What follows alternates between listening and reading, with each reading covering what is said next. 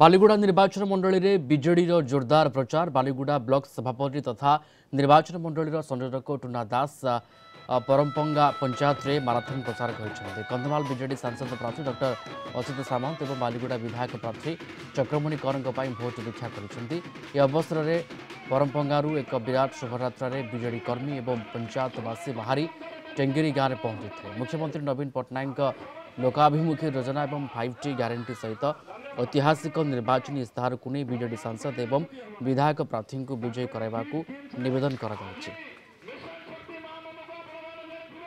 ये गोटे ही माँ मनक एत खुशी थी एत आनंद थिला बापा माँ समस्त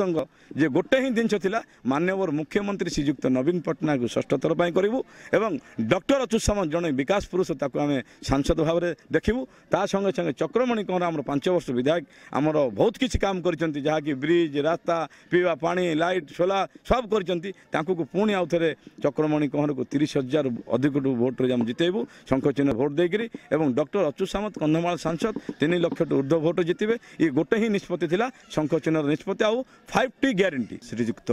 टुना दास महोदय नेतृत्व में आम आज परपांगा ग्रामर टेंगरी ठारे जो निर्वाचनी सभा होइतिला माने बहुत विपुल संख्यार लोक माने समागम होई वर्तमान सांसद एवं आमर विधायक प्रार्थी को शंख चिन्ह भोट दे जययुक्त करने से माने बद्धपरिकर होइछंती।